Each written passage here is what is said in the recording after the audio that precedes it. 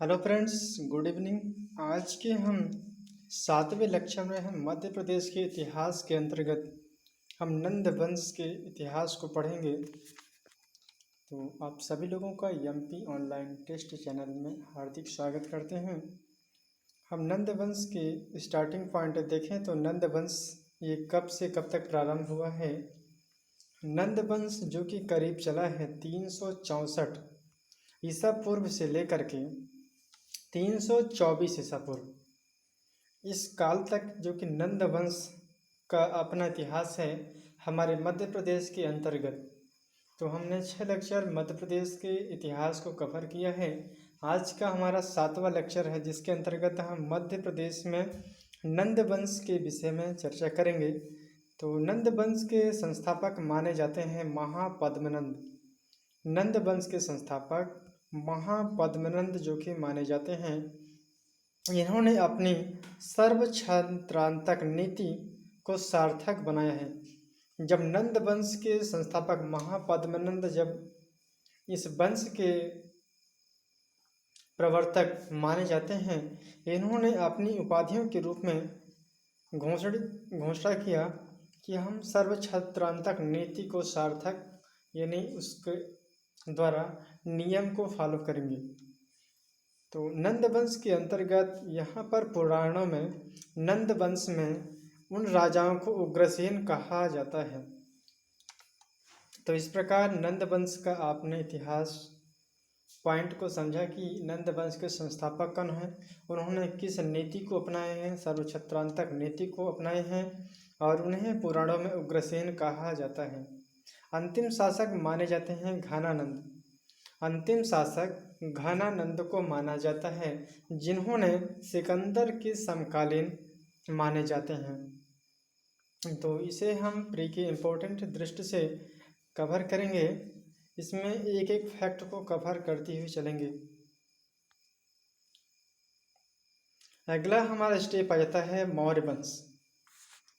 नंद वंश में आप इतना याद रख सकते हैं कि इनके संस्थापक कौन हैं, इन्होंने कौन से नियम को फॉलो किया है, अब इन्हें पुराणों में क्या कहा जाता है और अंतिम शासक कौन है। इतना ही आप लोगों के एग्जाम में आएगा और यदि और भी आगे आएगा तो हम अभ्यास के माध्यम से कवर करेंगे। तो चलते हैं हम मौर्य वंश। आपने देखा कि नंद वंश का स्टार्टिंग पॉइंट जो कि 364 ईसा पूर्व से प्रारंभ हुआ और इन्होंने अपने कार्यकाल के दौरान 364 से 324 ईसा पूर्व तक शासन किया है, जो कि नंद वंश हमारे मध्य प्रदेश के अंतर्गत। अगले स्टेप में जो कि मौर्य वंश का कार्यकाल माना जाता है 324 ईसा पूर्व से 324 ईसा पूर्व में से मौर्य वंश जो कि प्रारंभ होता है और इनका कार्यकाल चलता है 187 ईसा पूर्व तक। और हम देखते हैं कि मौर्य वंश के संस्थापक हैं चंद्रगुप्त मौर्य, जो कि बहुत ही प्रतापी और बहुत ही कह सकते हैं सर्वशक्तिशाली राजा माने जाते हैं चंद्रगुप्त मौर्य को, जिन्होंने चंद्रगुप्त ने अपनी विजय पताका जो कि अवंती से लेकर के उज्जैन हो गया, महेश्वर हो गया, इन सभी स्थानों पर इन्होंने अपना विजय पताका फहराया है। तो चंद्रगुप्त मौर्य जो कि मौर्य साम्राज्य के संस्थापक हैं, इन्होंने अवंती पर विजय प्राप्त की है, इसीलिए इन्हें अवंती अधिपति कहा जाने लगा है। जब चंद्रगुप्त मौर्य ने इन सभी पर विजय प्राप्त किया, अवंती पर जब विजय प्राप्त करते हैं तब उन्हें अवंती अधिपति यानी अवंती के राजा कहे जाते हैं। उज्जैन के राजा महेश्वर के साथ संबंध थे, जो कि चंद्रगुप्त मौर्य जो हैं, इन्होंने उज्जैन के राजा महेश्वर के साथ संबंध थे। चंद्रगुप्त की मृत्यु के बाद जब उसका उत्तराधिकारी पुत्र जो कि बिंदुसार मौर्य शासक बनता है, चंद्रगुप्त की मृत्यु के बाद उनका उत्तराधिकारी पुत्र जो कि बिंदुसार मौर्य साम्राज्य का शासक बनते हैं, जो कि इन्हीं के समय तक्षशिला अवंती में विद्रोह हो जाता है। जब बिंदुसार के समय तक्षशिला और अवंती में इन दोनों जगहों पर विद्रोह हो जाता है, तब यह विद्रोह इतना भयानक हो जाता है कि उस विद्रोह को शांत करना इनके बस की बात नहीं थी। इसलिए उस विद्रोह को शांत करने के लिए अपने पुत्र अशोक को भेजते हैं उस जगह पर, अवंती और तक्षशिला। अवंती में कहा जाता है कि जब अशोक वहां पर जाते हैं तो बिना युद्ध किए ही उस अपने राजनीतिक कुशलता एवं कौशल के बल से उन्होंने वहाँ के विद्रोह को शांत किया। वहाँ की प्रजा को बिना युद्ध किए ही वहाँ पर युद्ध जीत जाते हैं और वहाँ के जनता को शांत कर देते हैं। तो हम देख लेते हैं कि बिंदुसार मौर्य जब शासक बनते हैं और उन्हीं के कार्यकाल के दौरान ही अवंती में विद्रोह हो जाते हैं, तो उसी विद्रोह को शांत करने के लिए बिंदुसार के पुत्र जो कि अशोक को भेजा जाता है और उस समय उज्जैनी में बिना युद्ध किए ही विद्रोह को शांत करते हैं। अशोक का कार्यकाल माना जाता है 11 वर्ष तक इन्होंने अवंती में शासन करते हैं। इसके बाद जब बिंदुसार की मृत्यु हो जाती है, बिंदुसार के मृत्यु के पश्चात उनका पुत्र अशोक मौर्य जो कि मौर्य साम्राज्य के सिंहासन पर बैठते हैं। मौर्य साम्राज्य के अंतर्गत माने जाते हैं, इनके संस्थापक हैं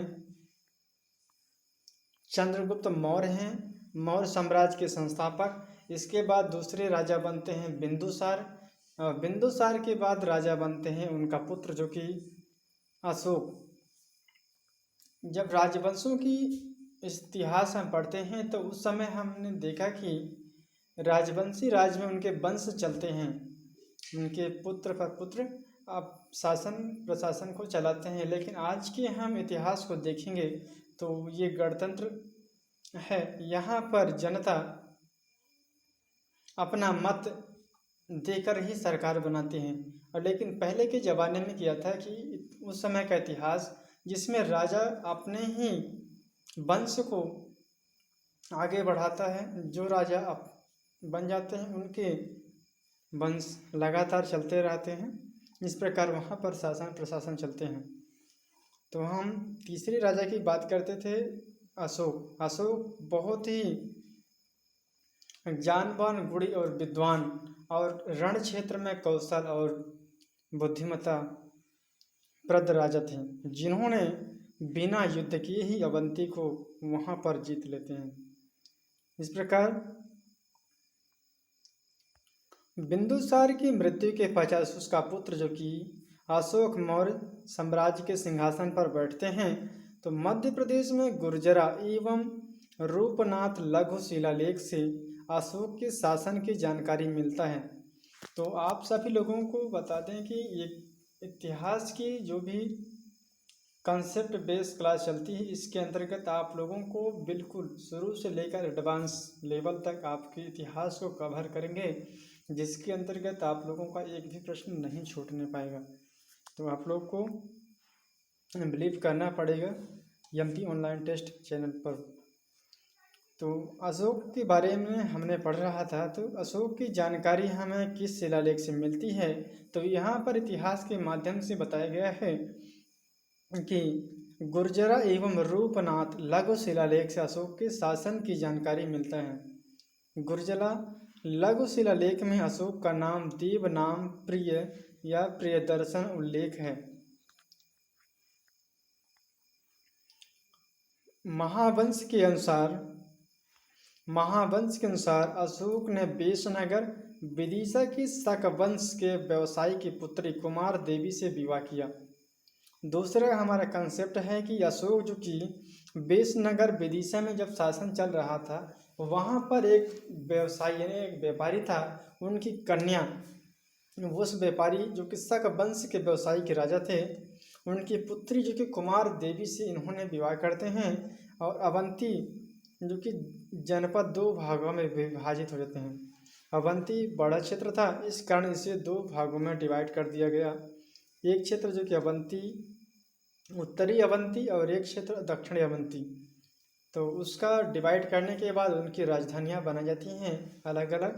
तो अवंती, उत्तरी अवंती की राजधानी उज्जैनी बनाई जाती है, जबकि दक्षिणी अवंती की राजधानी महिष्मती बनाई जाती है। इस प्रकार अशोक के शासन प्रशासन का कार्य चल रहा था। और आगे चलते हैं, हम देखते हैं कि अशोक के द्वारा और कौन कौन से कार्यों का यहाँ पर वर्णन मिलता है। तो हम 84,000 स्तूपों का निर्माण यहाँ अशोक के द्वारा करवाए गए हैं। स्तूपों का निर्माण, इसके अंतर्गत देव कोठार जो कि रीवा डिस्ट्रिक्ट में रहता है, विदिशा है, सांची, सतधारा में विशाल स्तूपों व विहारों का निर्माण करवाया गया है। सांची, सांची जो कि यह रायसेन में है।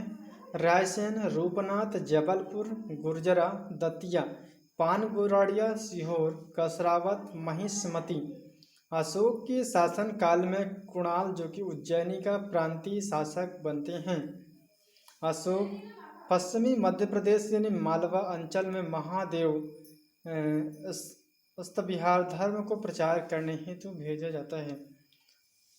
अशोक को पश्चिमी मध्य प्रदेश यानी मालवा अंचल में महादेव अस्तविहार धर्म को प्रचार करने हेतु भेजा जाता है।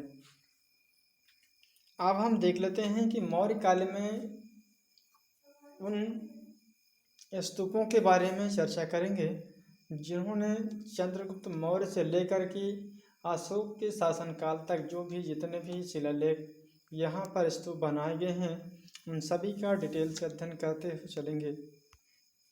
तो सांची महास्तूप, सांची महास्तूप जो कि रायसेन डिस्ट्रिक्ट में है, सांची पहाड़ी पर ही स्थित है। इसका निर्माण जो कि 3री शताब्दी ईसा पूर्व में से लेकर के 9वीं शताब्दी तक चलता है। तो सांची रायसेन डिस्ट्रिक्ट में है, इस सांची पहाड़ी पर ही स्थित। इसका निर्माण 3री शताब्दी से प्रारंभ होती है और 9वीं शताब्दी तक इसका वर्णन मिलता है। बौद्ध धर्म का केंद्र माना जाता है। सांची जो कि बहुत बड़ा बौद्ध धर्म का केंद्र माना जाता है। गुप्त काल में सांची का नाम काकनाद बोट रखा गया था, जिसे 1818 में जब जनरल टेलर ने इसे खोज किया था।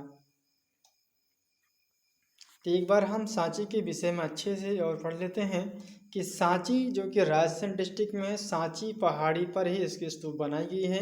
इसका निर्माण 3री सदी से लेकर के 9वीं सदी तक इसका वर्णन मिलता है। यह बौद्ध धर्म का केंद्र माना जाता है। गुप्त काल में सांची नाम काकनाद बोट रखा गया है, जिसे 1818 में जनरल टेलर ने इसकी खोज किया है। अगला स्टेप हमारा रहता है कि अशोक ने 3री सदी में स्तूपों का निर्माण करवाया था। अगला हमारा आ जाता है सतधारा। सतधारा स्तूप जो कि प्राचीन बौद्ध केंद्र माना जाता है। अंधेर स्तूप या अंधेर नामक स्थान से 3 स्तूपों के अवशेष पाए गए हैं। अंधेर नामक स्थान से 3 स्तूप मिले हैं। सोनारी स्तूप, सोनारी स्तूप जो कि सांची से 9 किलोमीटर दक्षिण पश्चिम में स्थित 8 स्तूप बनाए गए हैं यहाँ पर। भोजपुर, भोजपुर स्तूप जो कि विदिशा से 10 किलोमीटर दूर स्थित है, जिसमें 37 स्तूप के अवशेष पाए गए हैं। भरहुत स्तूप सतना डिस्ट्रिक्ट में है। इसकी खोज लॉर्ड कनिंघम ने 1873 ईस्वी में किया है। भरहुत स्तूप की खोज सतना में, इसकी खोज लॉर्ड कनिंघम ने किया है। देव कोठार स्तूप जो कि रीवा के त्योंथर तहसील के अंतर्गत है। अगला स्तूप आ जाता है तुमैन स्तूप। तुमैन स्तूप जो कि अशोक नगर विदिशा व मथुरा में जोड़ने वाले व्यापारिक मार्ग पर स्थित है। अगला आ जाता है कसराबाद। कसराबाद जो कि स्तूप है यह खरगोन डिस्ट्रिक्ट में है। मौर्यकालीन यहाँ पर 11 स्तूप माने जाते हैं। 10वां हमारा जाता है महेश्वर नर्मदा टोली स्तूप जो कि नर्मदा नदी तट पर स्थित है। उत्तरी एवं दक्षिणी स्थित राजधानी महेश्वमती पर स्थित है। पानगुराड़िया जो कि स्तूप है सीहोर मौर्यकालीन दक्षिणापथ युक्त स्तूप हुए हैं। अगला हमारा आ जाता है उज्जैनी। उज्जैन बहुत बड़ा स्तूप है। यह उज्जैन के स्वर्णग्राम मौर्यकालीन वैश्य टोकरी यानी कानीपुरा नामक टीले अशोक द्वारा अपनी पत्नी कुमार देवी के लिए यहाँ एक विशाल स्तूप का निर्माण करवाया गया है। तो फ्रेंड्स, आज का इतिहास का हमारा 7वां लेक्चर यहीं पर एंड करते हैं। आप लोगों को कैसा लगा क्लास, आप कमेंट बॉक्स में कमेंट कीजिए और नेक्स्ट वीडियो के लिए आप लोग इंतज़ार कीजिए। जैसे ही आप लोगों का अगला वीडियो आता है आप लोग उसको भी कवर कीजिएगा। फिर हम धीरे धीरे करके इतिहास को कवर करेंगे, एमपी जीके को कवर करते हुए चलेंगे। इसके बाद हम दूसरा क्लास लेंगे ये इंडियन पॉलिटी को हमने 13वां लेक्चर तक लिया है। अगले स्टेप में हम 14वां लेक्चर बहुत ही जल्द लेने वाले हैं। तो चलिए फ्रेंड्स, हम फिर मिलेंगे, तब तक के लिए थैंक यू सो मच। जय हिंद, जय भारत।